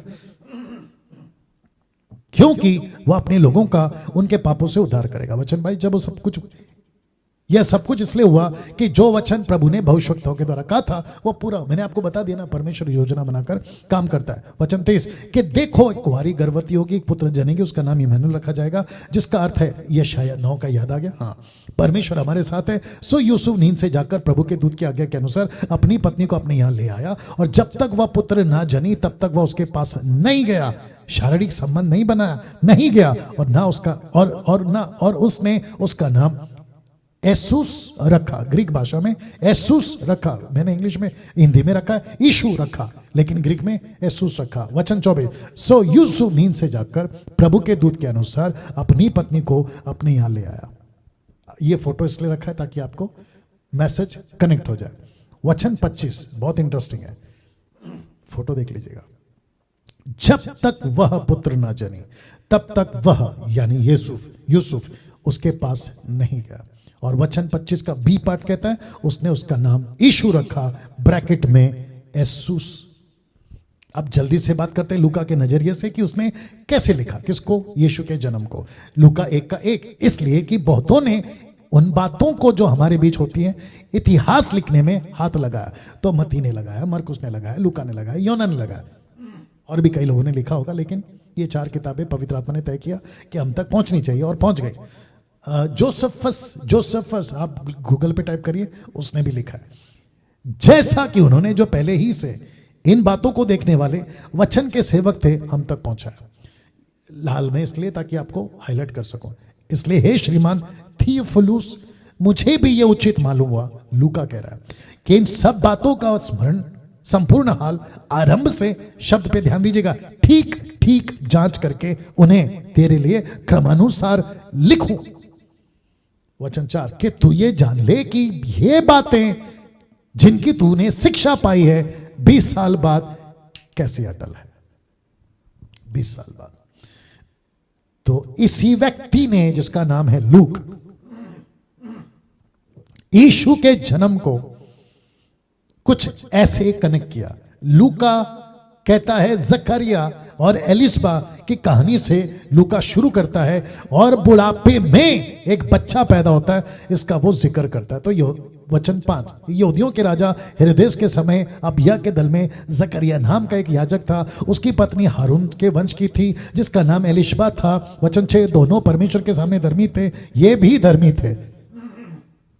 इसका मतलब क्या पता है, एक भी एक्टिविटीज अनराइचस अनक्लीन मतलब गंदगी की तरीके से कुछ भी नहीं हुआ। प्रभु की सारी आज्ञाओं विधियों पर निर्दोष चलते थे, इनकी कोई संतान नहीं थी। वचन 7 क्योंकि एलिसबा बांझ थी और वो दोनों बूढ़े थे। वचन 8 जब वह अपने दल की पारी पर परमेश्वर के सामने याजक का काम करता था तो याजकों की रीति के अनुसार उसके नाम पर चिट्ठी लिखी कि प्रभु के मंदिर में जाकर धूप जलाए। वचन 10 धूप जलाने के समय लोगों की सारी मंडली बाहर प्रार्थना कर रही थी कि प्रभु का एक स्वर्गदूत, मैं फोटो रखूंगा, धूप की वेदी की दाहिनी और खड़ा हुआ उसको दिखाई दिया। जकरिया देखकर घबराया, उस पर बड़ा भय छा गया। और ऑफ से यार स्वर्गदूत दिखाई देगा तो डर तो लगेगा ना। वचन 13 परंतु स्वर्गदूत ने उससे कहा जकरिया भयभीत ना हो, मत डर, क्योंकि तेरी प्रार्थना सुन ली गई है। तेरी पत्नी एलिशबा से तेरे लिए एक पुत्र उत्पन्न होगा और तू उसका नाम यूहन्ना रखना। वचन 14 तुझे आनंद हर्ष होगा, बहुत लोग उसके जन्म के कारण आनंदित होंगे। वचन 15 क्योंकि प्रभु के सामने महान होगा, दाखरस और मदिरा कभी ना पिएगा, अपनी माता के गर्भ से पवित्र आत्मा से परिपूर्ण हो जाएगा। इस्राएलियों में से बहुतेरों को उनके इसको इंपॉर्टेंट है, माता की गर्भ से पवित्र आत्मा से परिपूर्ण होगा। यही कनेक्शन मैं हमेशा देता हूं कि जो उद्धार पाता है परमेश्वर का जन्म लेते ही, जिसको कहते हैं बॉर्न अगेन, आत्मा और पानी से, पवित्र आत्मा से परिपूर्ण हो जाता है। क्या बात है, बीच में आ गया इसलिए बोल दिया। इस्राएलियों में से बहुतेरों को उनके प्रभु परमेश्वर की ओर फेरेगा। वह एलिया की आत्मा सामर्थ में होकर उसके आगे आगे चलेगा। किसके? यीशु के आगे चलेगा। पितरों का मन लड़के वालों की ओर फेरेगा, आज्ञा ना मानने वालों को धर्मियों की समझ पर लाए और प्रभु के लिए योग्य प्रजा तैयार करे। जकरिया ने स्वर्गदूत से पूछा, ये मैं कैसे जानूं, क्योंकि मैं तो बूढ़ा हूं, मेरी पत्नी भी बूढ़ी हो गई है। स्वर्गदूत ने उसको उत्तर दिया, मैं जिब्राइल हूं, गैब्रियल, मैं जिब्राइल हूं जो परमेश्वर के सामने खड़ा रहता हूं और मैं तुझसे बातें करने और तुझे सुसमाचार सुनाने को भेजा गया हूं। वचन भी देख, जिस दिन तक ये बातें ना होले उस दिन तक तू मौन रहेगा, मतलब तू गूंगा हो गया, बोल ना सकेगा, इसलिए कि तूने मेरी बातों के जो अपने समय पर पूरी होगी प्रतीति नहीं की। वचन 21 जब लोग जकरिया की बात देख रहे थे अचंभा करके कहने लगे कि उसे मंदिर में इतनी देर क्यों लगी। वचन 20 जब वह बाहर आया तो उसे वो बोल ना सका, सो वो जान गए कि उसने मंदिर में कोई दर्शन पाया। अलौकिक बातें होती थी उन दिनों में, और उसने संकेत करता रहा और गूंगा रह गया। वचन 23 जब उसकी सेवा के दिन पूरे हुए तो अपने अपने घर चला गया। उन दिनों के बाद उसकी पत्नी एलिशबा गर्भवती हुई, ऑफकोर्स शारीरिक संबंध से, परमेश्वर का जैसे आत्मा मरियम पे था वैसा नहीं, बायोलॉजिकल। 5 महीने तक अपने आप को यह कह के छिपाए रखा। वचन 25 की मनुष्य में मेरा अपमान दूर करने के लिए प्रभु ने इन दिनों में कृपा दृष्टि करके मेरे लिए ऐसा किया, मुझे बच्चा दिया है। तो ये हो गया जकरिया और एलिशबा का। ये देख लो, लूक कहता है मत्ती कहता है कि यूसुफ से बात किया, लेकिन लूका कहता है कि लूक में स्वर्गदूत ने मरियम से बात किया। यहां लूका मरियम और स्वर्गदूत का बातचीत को रखता, यह एंगल भी जरूरी था। तो 6वें महीने में परमेश्वर की ओर से जिब्राइल स्वर्गदूत गलील के नासरत में नगर में कुंवारी के पास भेजा गया, जिसकी मंगनी यूसुफ नाम दाऊद के घराने के एक पुरुष के साथ हुई थी। उस कुंवारी का नाम मरियम था। और स्वर्गदूत ने उसके पास भीतर आकर कहा कि आनंद और जय, जय का मतलब है greetings, English translation, Hindi translation में गड़बड़ है। जय का मतलब होता है वर्शिप, ये भला वो जय नहीं है, ये ग्रीटिंग्स है, इसलिए मैंने स्पॉट किया। आनंदित और जय तेरी हो जिस पर ईश्वर का अनुग्रह हुआ है, प्रभु तेरे साथ है। वचन कहता है वह उस वचन से बहुत घबरा गई, सोचने लगी ये किस प्रकार का अभिवादन है। स्वर्गदूत ने उससे कहा, हे मरियम भयभीत ना हो, क्योंकि परमेश्वर का अनुग्रह तुझ पर हुआ है। वचन 31, देख तू गर्भवती होगी और एक पुत्र उत्पन्न होगा, तू उसका नाम यीशु रखना, येसूस रखना ग्रीक वर्ड। उसके बाद में महान होगा, परम प्रधान का पुत्र कहलाएगा। प्रभु परमेश्वर उसके पिता दाऊद का सिंहासन उसको देगा, वह याकूब के घराने पर सदा राज्य करेगा, उसके राज्य का अंत नहीं होगा। मरियम ने स्वर्गदूत से कहा, ये क्यों करोगा, मैं तो पुरुष को जानती नहीं हूं, मतलब कैसे हो सकता है, मेरी तो मंगनी हुई है। स्वर्गदूत ने उसको उत्तर दिया, और ये कौन लिख रहा है, लूक लिख रहा है, कि पवित्र आत्मा तुझ पर उतरेगा, परम प्रधान की सामर्थ तुझ पर छाया करेगी, इसलिए वह पवित्र जो उत्पन्न होने वाला है परमेश्वर का पुत्र कहलाएगा। देख तेरे कुटुंबी एलिशबा को भी बुढ़ापे में पुत्र होने वाला है। ये उसका जो बांझ कहलाती है 6वां महीना, तो काफी गैप है, 6 महीने का गैप है, फिर 2 साल का गैप है। आप देख रहे हैं काफी गैप है। राजा हेरोदेस ने बच्चों को कटवाया, 2 साल का गैप वहां पे भी है, तो काफी गैप है, कट टू कट नहीं है, ठीक है ना, इसको भी ध्यान में रखेगा। 37, क्योंकि जो वचन परमेश्वर की ओर से होता है वो प्रभाव रहित नहीं होता। क्या बात है। तो जितने भी एमएमबी के ऑनलाइन प्रीचर्स है, डंके की चोट पे प्रीच करो, क्योंकि परमेश्वर का वचन काम करके लौटेगा। यशायाह 55:11। ओके, मरियम ने कहा, देख मैं प्रभु की दासी हूं, मुझे तेरे वचन के अनुसार हो। तब स्वर्गदूत उसके पास से चला गया। उन दिनों में मरियम उठकर शीघ्र ही पहाड़ी देश में यहूदा के नगर को गई और जाकर जकरिया के घर में जाकर एलिशबा को नमस्कार किया। जय ही एलिशबा ने मरियम का नमस्कार सुना, त्यों ही बच्चा उसके पेट में उछला। एलिशबा पवित्र आत्मा से परिपूर्ण हो गई और उसने बड़े शब्द से पुकार कर कहा, तू स्त्रियों में धन्य है, तेरे पेट का फल धन्य है। मरियम धन्य इसलिए क्योंकि उसके पेट का फल धन्य है। ये कनेक्शन रखिएगा याद। यह अनुग्रह मुझे कहां से हुआ कि मेरे प्रभु की माता मेरे पास में आई, और देख जय ही तेरे नमस्कार का शब्द मेरे कानों में पड़ा, मेरे पेट का बच्चा आनंद से उछल पड़ा। कौन? John the Baptist. 45, धन्य है वह जिसने विश्वास किया कि जो बातें प्रभु की ओर से हैं की गई हैं वो पूरी होगी। 46, तब मरियम ने कहा, मेरा प्राण प्रभु की बड़ाई करता है। She was a worshipper. मेरा प्राण प्रभु की बड़ाई करता है, मेरी आत्मा मेरे उद्धार करने वाले परमेश्वर से आनंद हुई है, क्योंकि उसने अपनी दासी की दीनता पर दृष्टि की। इसलिए देखो, अब से युग युग के लोग मुझे धन्य कहेंगे। 49, क्योंकि उस शक्तिमान ने मेरे लिए बड़े बड़े काम किए, उसका नाम पवित्र और उसकी दया उन पर जो उससे डरते हैं पीढ़ी से पीढ़ी तक बनी रहती है। 51, उसने अपना भुजबल दिखाया और जो अपने आप को बड़ा समझते थे उन्हें तितर बितर किया। 52, उसने बलवानों के सिंहासनों से गिरा दिया और दीनों को ऊंचा किया। 53, उसने भूखों को अच्छी वस्तुओं से तृप्त किया और धनवानों को छूछे हाथ निकाल दिया। उसने अपने सेवक इज़राइल को संभाल लिया कि अपनी उस दया को स्मरण करे जो इब्राहिम इसहाक वंश पर सदा रहेगी, जैसा उसने हमारे बाप दादों से कहा था। 56, मरियम लगभग 3 महीने उसके साथ रहकर अपने घर लौट गई।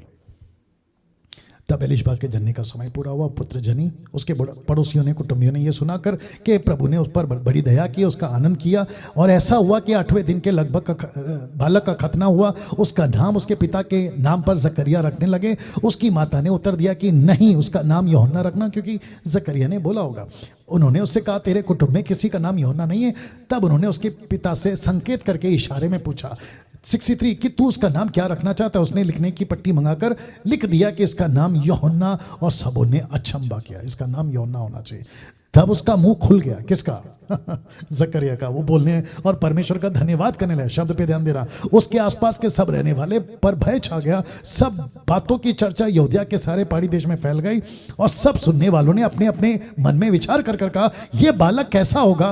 प्रभु का हाथ उसके साथ था, और उसका पिता जकरिया पवित्र आत्मा से परिपूर्ण हो गया और भविष्यवाणी करने लगा। क्या किया? देखो, लिखा है कि प्रभु पर इज़राइल का परमेश्वर धन्य है, उसने अपने लोगों पर दृष्टि की, उनका छुटकारा किया। अपने सेवक दाऊद के घराने में हमारे लिए एक उद्धार का सिंह निकला।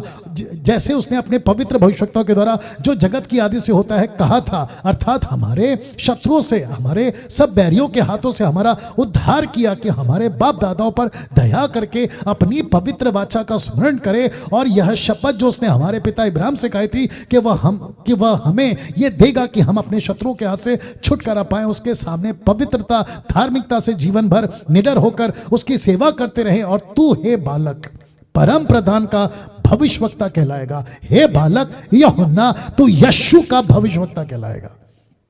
आगे रखूंगा क्योंकि तू प्रभु के मार्ग तैयार करने के लिए उसके आगे आगे चलेगा, कि उसके लोगों को उद्धार का ज्ञान दे जो उनके पापों की क्षमा से प्राप्त होती है। अब इसको देखो, ये हमारे परमेश्वर की बड़ी करुणा से होगा, जिसके कारण ऊपर से हम पर भोर का प्रकाश उदय होगा, कि अंधकार और मृत्यु की छाया में लोग बैठे ज्योति पाए, हमारे पांव को कुशल के मार्ग में सीधे चलाए। बालक बढ़ता आत्मा में बलवंत होता गया और इजराइल पर प्रकट होने के दिन तक जंगल में रहा।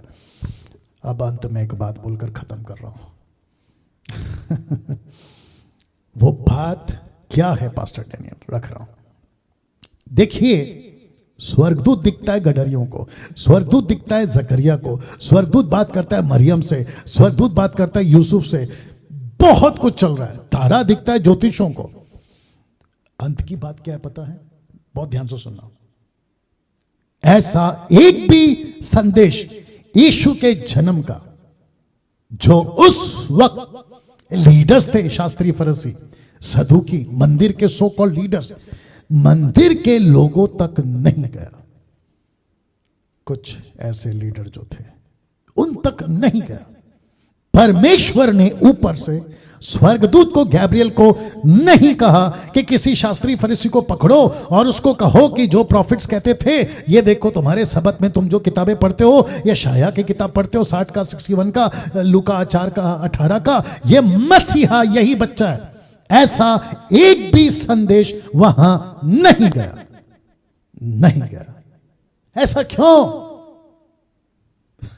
फिर प्रश्न उठता है, ऐसा क्यों? ऊपर बैठा परमेश्वर कहता है, उस बच्चे को मैं इतना शून्य कर दिया हूं, उसको इतना नीचे कर दिया, मैं रखूंगा। लिखा है उसकी कोई पहचान नहीं होगी, उसकी कोई आइडेंटिटी नहीं होगी, इतना नीचे जाएगा। क्यों? ताकि वो जो नीचे हैं मानव जाति को वो उतना ऊंचा ले जाए। सी, मैं जब स्टडी कर रहा था मैंने भी बोला, प्रभु एक प्रॉफिट, कोई भविष्यवक्ता, कोई शास्त्री फरीसी को बता देता तो सारा खेल खत्म हो जाता।